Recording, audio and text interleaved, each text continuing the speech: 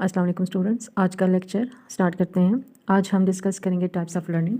पिछले लेक्चर में हमने लर्निंग को डिफाइन किया था, ऑब्जेक्टिव और सब्जेक्टिव फैक्टर्स को डिटेल में पढ़ा था। लर्निंग को जनरली 4 डिफरेंट सब टाइप्स में डिफाइन कर सकते हैं। Learning by trial and errors, learning by imitation या इसको ऑब्जर्वेशन लर्निंग भी कहा जाता है, लर्निंग बाय इंसाइट या cognition learning and learning by conditioning. अगर हम देखें तो लर्निंग को generally 2 major categories non associative based learning और एसोसिएटिव बेस्ड लर्निंग में कैटेगराइज कर सकते हैं। नॉन एसोसिएटिव लर्निंग हमारी लर्निंग की वो प्रोसेस होता है जिसमें एसोसिएशन स्टिमुलस के दरमियान में या एसोसिएशन स्टिमुलस और बिहेवियर के दरमियान में होने की ज़रूरत नहीं होती, जबकि इसके टोटली ऑपोजिट एसोसिएटिव लर्निंग हमारी लर्निंग की वो टाइप है जिसमें 2 डिफरेंट स्टिमुलस या स्टिमुलस और बिहेवियर के दरमियान में लिंक या एसोसिएशन की रिक्वायरमेंट होती है। और इसी पर बेस्ड हमारे पास 2 फर्दर टाइप्स हैं जिसको हम क्लासिकल कंडीशनिंग और ऑपरेंट कंडीशनिंग बेस्ड लर्निंग कहते हैं। अब हम लर्निंग को डिफ़ाइन करते हैं जो क्या है लर्निंग बाय कंडीशनिंग या learning by association. Learning by association हमारे पास लर्निंग की वो टाइप है जिसमें ऑर्गेनिज्म के लिए ज़रूरी है कि वो 2 स्टिमुलस या 2 स्टिमुलस और साथ में बिहेवियर का लिंक या एसोसिएशन सीखे। इस थ्योरी के मुताबिक हमारे पास 2 सब कैटेगरीज आती हैं, क्लासिकल कंडीशनिंग बेस्ड लर्निंग और operant conditioning based learning. Classical conditioning Ivan Pavlov के एक्सपेरिमेंट पर बेस्ड है जिसमें ऑर्गेनिज्म को चाहे ह्यूमन बीइंग हो चाहे एनिमल हो उनको एसोसिएशन 2 स्टिमुलाई के दरमियान में सीखना ज़रूरी होता है। इसी तरीके से हमारे पास एक और टाइप है लर्निंग की जो कि सब कंडीशन है, सब कैटेगरी है एसोसिएशन लर्निंग की, जिसको हम कहते हैं ऑपरेंट कंडीशनिंग। इस लर्निंग में भी हमारे पास ऑर्गेनिज्म को उसके बिहेवियर को लिंक कर दिया जाता है, एसोसिएट कर दिया जाता है उसके कॉन्सिक्वेंट बिहेवियर पर या उसके प्रोड्यूस्ड रिस्पॉन्स पर। अब हम थोड़ा सा डिस्कस करते हैं कि क्लासिकल कंडीशनिंग क्या है। क्लासिकल कंडीशनिंग थ्योरी सजेस्ट की थी एवन पेवलॉव ने। इस थ्योरी के मुताबिक लर्निंग का प्रोसेस तब कंप्लीट होता है जब हम इस 2 स्टिमुलस के दरमियान में और एक रिस्पांस के दरमियान में एसोसिएशन सीख लेते हैं या उसको हम कनेक्ट कर लेते हैं।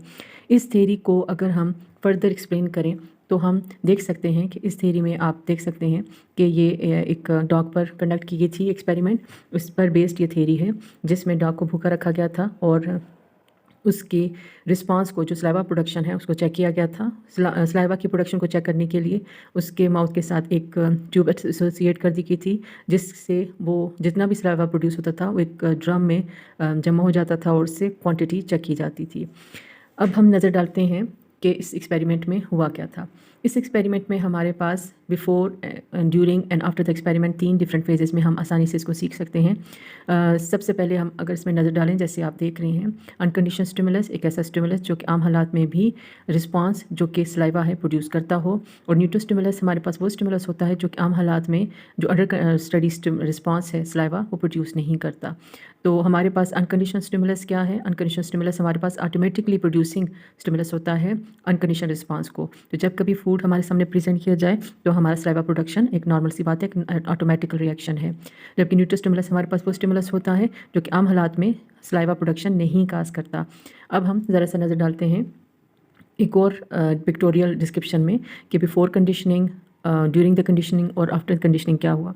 इस एक्सपेरिमेंट के मुताबिक डॉग को भूखा रखा गया था और food means unconditional stimulus present किया गया था जिसके नतीजे में डॉग ने सलाइवा प्रोड्यूस किया जिसे हम अनकंडीशनल रिस्पांस कहते हैं। इसी फेज़ में हमने एक और जो स्टिमुलस है इंट्रोड्यूस करवाया है वो है बेल। जब हमने बेल की साउंड प्रोड्यूस की तो डॉग ने कोई रिस्पांस नहीं दिया। अब ड्यूरिंग द कंडीशनिंग या ड्यूरिंग द एक्सपेरिमेंट हमने क्या किया, हमने साउंड ऑफ बेल को फूड के साथ एसोसिएट कर दिया तो देखा गया कि डॉग ने सलाइवा प्रोड्यूस किया।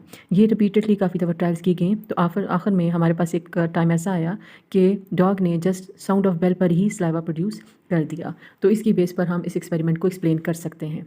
अब थोड़ा सा हम नज़र डालते हैं उन इम्पॉर्टेंट एलिमेंट्स पर जो कि या कॉन्सेप्ट पे जो कि हमें समझना ज़रूरी है।